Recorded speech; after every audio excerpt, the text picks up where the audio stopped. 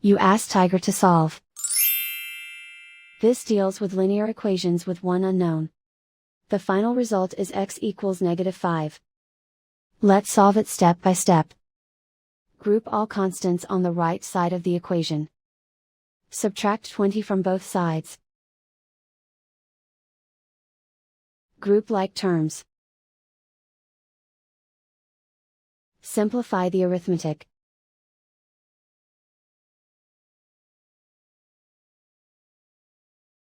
Isolate the x.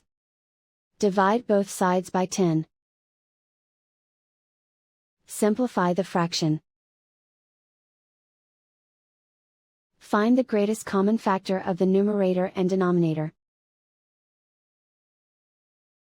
Factor out and cancel the greatest common factor.